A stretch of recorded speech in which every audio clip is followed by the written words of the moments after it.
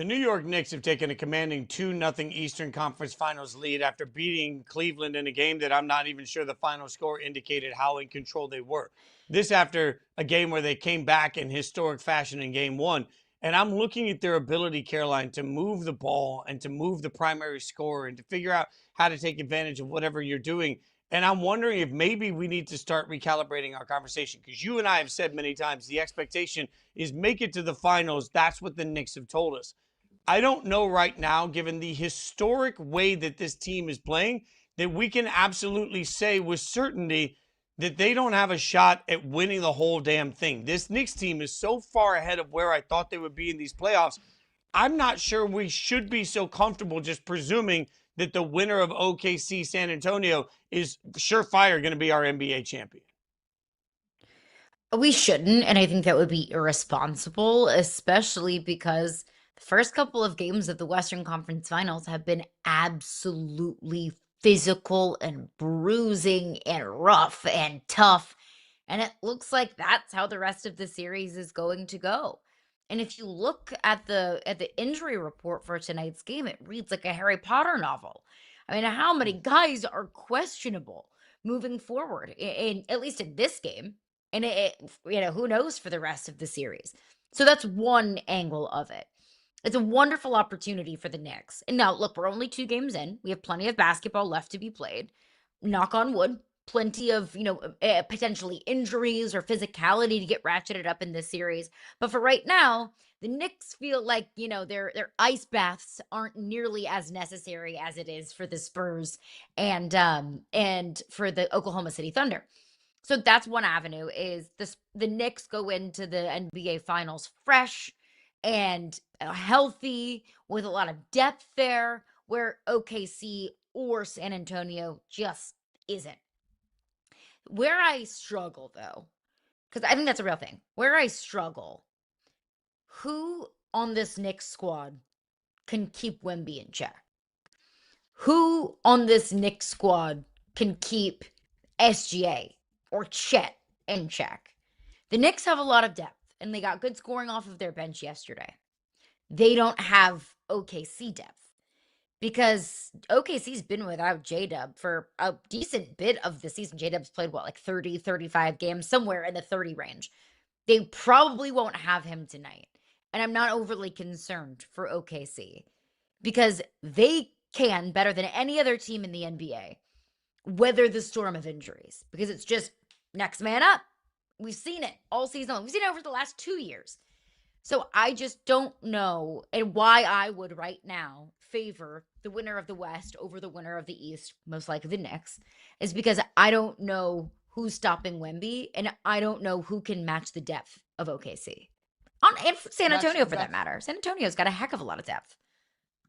That's why I think it's funny that the Madison Square Garden crowd has been chanting, "We want Wemby," after these games. Okay. And I get that. I think everybody's so bored with OKC that it's like, we want Wemby. We want to take on the 87,000 foot tall freak that is Victor Wembanyama. We want to take him down as they chant, "We want Wemby."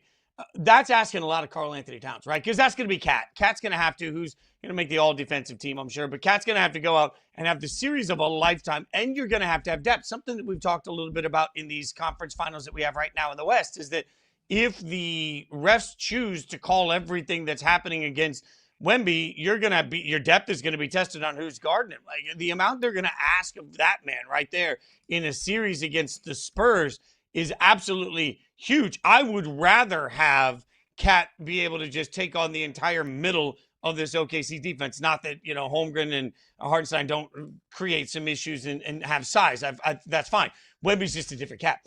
No pun intended. I want Karl Anthony Towns to have enough gas to be able to do something on the offensive side of the glass too. I want him to be able to be a contributor both ways. So I think the answer of OKC feels like it's a little bit better. But the thought of Wemby in the Garden against the Knicks for the NBA Finals, like we've talked a lot about what is that moment that makes you transcend, that you suddenly become pop culture. You suddenly become a host on Saturday Night Live. You suddenly become a late night talk show guest. You suddenly become somebody that, the daytime, the Today Show is booking you, the midday talk shows that I don't even know which ones exist. This generation's Ellen is calling you to come on.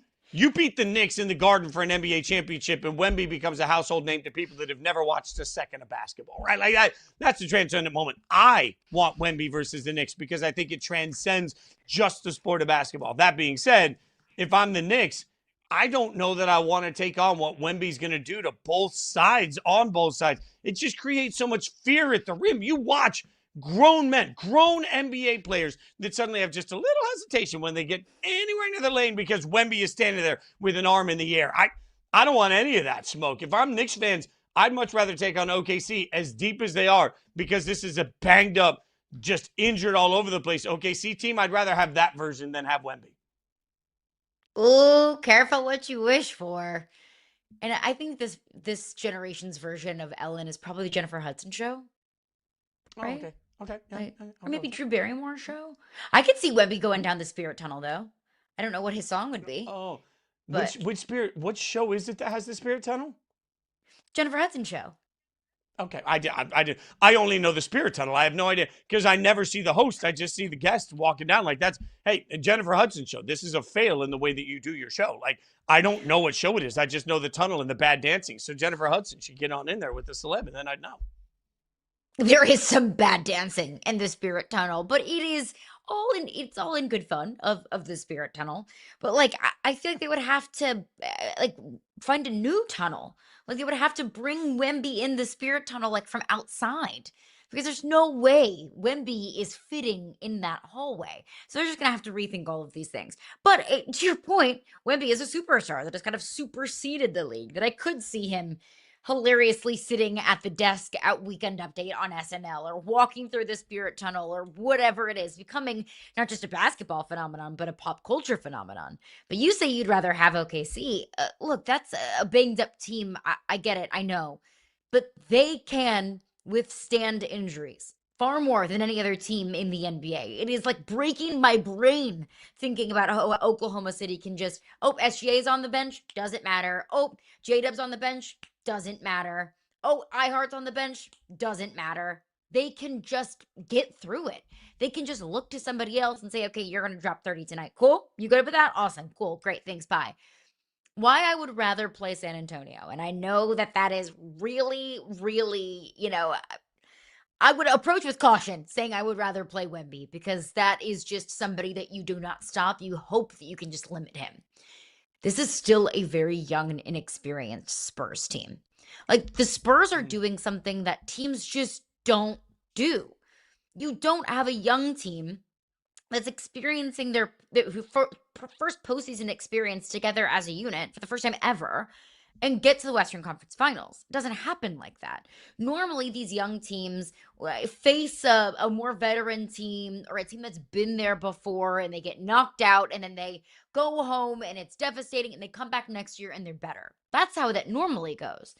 The Spurs have superseded everything that we feel like we know about young teams, but they're still a young team. This is not a young Knicks team. This is not a Knicks team that's experiencing this stage for the first time. So if I had to choose today, like if the Knicks are sitting back, popping their legs up, eating a bowl of Cheetos while the Western Conference Finals goes toe-to-toe and starts punching each other in the face, and they got to choose their own adventure, I very well might just say, hey, I'm going to sign up with having to deal with Victor Wembanyama because we will take our experience over their inexperience.